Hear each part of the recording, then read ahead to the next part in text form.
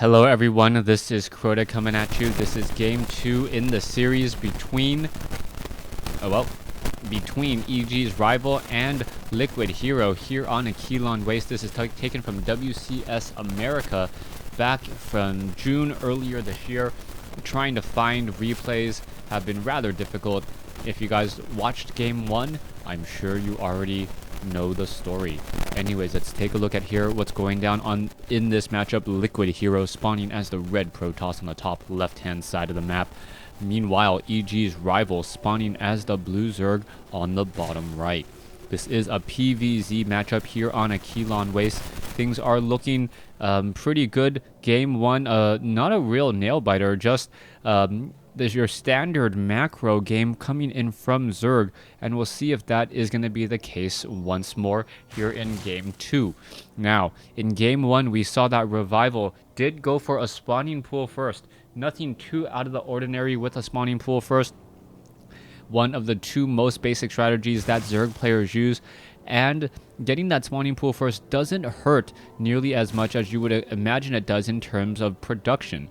The reason that queen able to, as long as you are very on top of that queen, constantly hitting your injects, that little bit of a mechanic right there does more than doubles the overall production value of larva at a hatchery.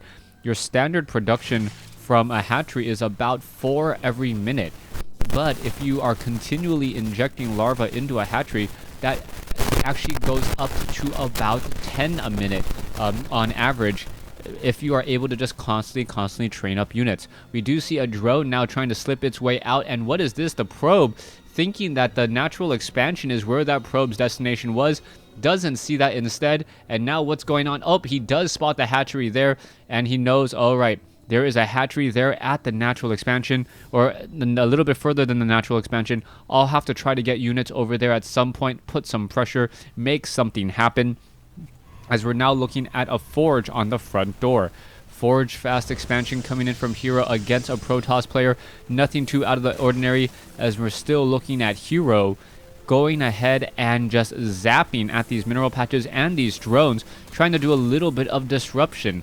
Alright, that drone was down to 4 hit points. It could have gotten killed by the poor fusion cutter of the probe, but no, the probe was particle beam. The particle beam of the probe there, as it is now trying to head back home.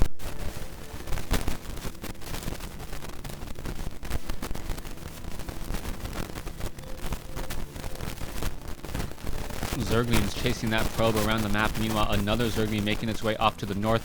My apologies a little bit.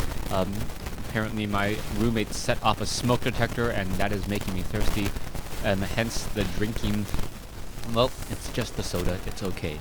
Probe now wandering back inside will be able to start harvesting more minerals once more, and every probe and every mineral matters. StarCraft 2 is a game of seconds. All you're trying to do is just get a slight advantage over your opponent. At any time, you can really build the same army as these professional players. You can see, you know what, given all the time in the world, you can have the exact same layout, the exact same number of workers, and you know, that would be fine then. The difference is that these players can do it at such a high rate, at such high speed, that's where all of those mechanics are coming in from. At the 5-minute mark, both of these players sitting at 31-32 supply. You can see that Revival is already setting up his third hatchery, and knows that no major attack will be coming down from Hero anytime soon.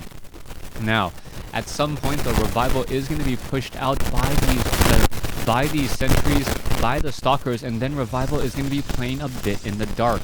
He doesn't know what his opponent is going for, and he won't know the production of his opponent. You can take a look at this here. A Zergling now trying to slip by, and is it going to get inside? We may get a zap there. Yes, there is a slight zap there as the Zergling's still running around.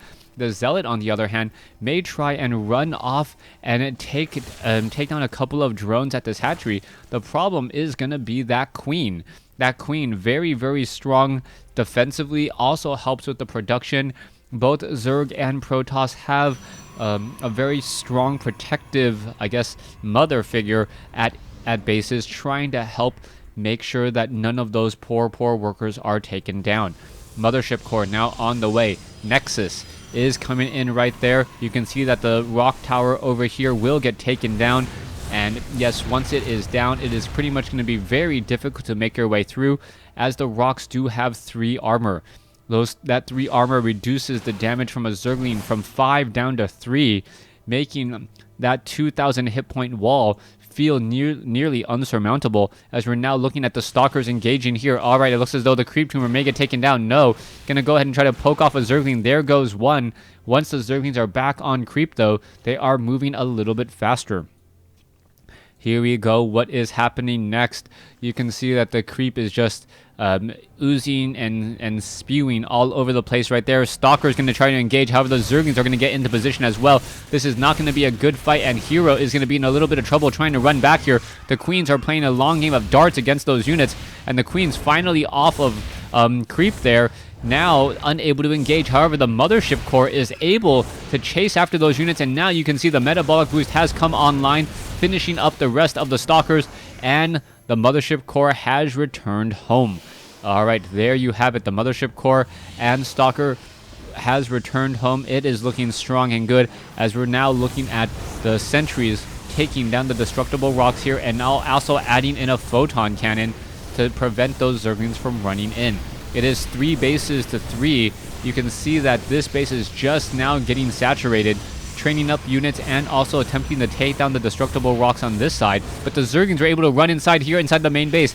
Nothing inside the main. All of these probes trying to hide inside an assimilator. Those assimilators, however, only have for 1 probe at a time, as all of those Zerglings will get cleaned up. But the worker kill count 1-0, as we now see another round of roaches walking inside the base. Hero just completely shifted gears, used the additional bases as a macro hatch. You can see only 8 drones there, and with that, it completely caught Hero off guard. Hero was expecting a lot more units, but using that natural expansion as a macro hatch, pretty much stopping with the drone production. You can see this could have been 10 extra drones. Instead, it was 10 extra roaches in terms of larvae, and that's exactly the right call here. Hero was not ready for this at all, and there is the GG. Liquid Hero falling behind 2-0 rather quickly in this best of 7. Thanks for watching. Thanks for listening. Hope you guys enjoyed Game 2. Please stay tuned for Game 3.